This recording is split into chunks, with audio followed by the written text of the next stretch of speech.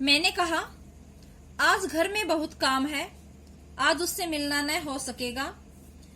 वह उदास निराश होकर बोला, यह थोड़ा सा मेवा बच्ची के लिए लाया था, उसको दे दीजिएगा।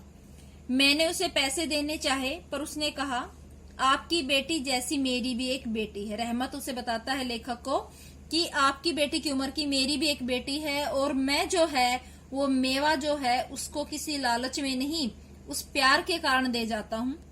मैं उसको याद करके आपकी बच्ची के लिए थोड़ा सा मेवा ले आया करता हूँ। मैं यह सौदा बेचने नहीं आता। सौदा सामान, सौदा का अर्थ क्या है? सामान। उसने अपने कुर्ते की जेब में हाथ डालकर कागज का एक टुकड़ा निकाला। अगर बेटा व्याकरण की दृष्टि से देखें तो उसने शब्द क्या है? उसने शब्द क्या है?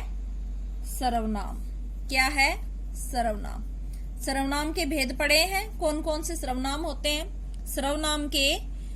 सर्वनाम के कितने भेद होते हैं? 6 भेद। तो ये क्या है? पुरुषवाचक सर्वनाम। उसने अपने कुर्ते की जेब में हाथ डालकर कागज का एक टुकड़ा निकाला। देखा कि कागज पर छोटे से हाथ के नन्हे पंजे की छाप है। उसने जो है एक कागज के ऊपर अपनी बेटी के हाथ की छाप ले रखी थी, और उसे जो है वो हमेशा अपने साथ रखता था अपनी जेब में। हाथ में थोड़ी सी कालिख लगाकर कागज पर उसकी छाप ले ली गई है। अपनी बेटी की इस याद को छाती से लगाकर रहमत हर साल कोलकाता के गली कूचों में सौदा बेचने आता है। अब रहमत कहाँ सौदा बेचने आता है? कहाँ की घटना है ये? कोलकाता शहर की। क्वेश्चन आ जाए कि रहमत कहाँ सामान बेचने आता था, तो कोलकाता बेचने आता है। देखकर मेरी आंख भर आई। उस कागज को देखकर लेखक की जो है आंख भर आई। सब कुछ भूलकर मैंने उसे उसी समय मीनी को बाहर बुलाया। विवाह की पूरी पोशाक और गहने पहने मीनी शर्म से सिकुड़ी मेरे पास आकर खड़ी हो गई।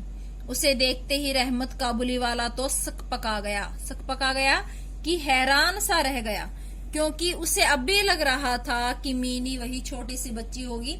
जब उसने जो है मीनी को दुल्हन की पोशाक में देखा तो उसे लगा कि उसकी बेटी भी जो है बड़ी हो गई होगी। वो एकदम से हैरान रह गया। उसने पहले जैसे बातचीत करते न बना। उसका गला भर आया और अब उससे पहले की तरह बात नहीं हो रही थी।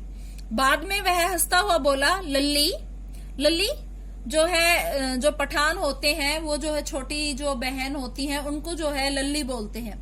लल्ली सास के घर जा रही है क्या? मीनी अब सास का अर्थ समझती थी। मारे शर्म के उसका मुंह लाल हो गया। मीनी के चले जाने पर रहमत एक गहरी सांस लेकर वही जमीन धरती पर बैठ गया। उसकी बेटी भी इतनी बड़ी हो गई होगी। बेटी का एक पर्यायवाची अगर पूछे तो क्या हो जाएगा? सुता हो गई होगी इन 8 वर्षों में। 8 साल जो है जेल में काटकर रहमत वापस आया था। तो इन 8 सालों में जो है बहुत कुछ बदल गया था। मीनी बड़ी हो गई थी। अब रहमत को जो है लगा कि उसकी बेटी भी विवाह के लायक हो गई होगी, वो भी बड़ी हो गई होगी। वह उसकी याद में खो गया और उसे जो है अपनी बेटी की याद आई, और वो जो है अपनी बेटी को याद करके उसकी यादों में खो गया।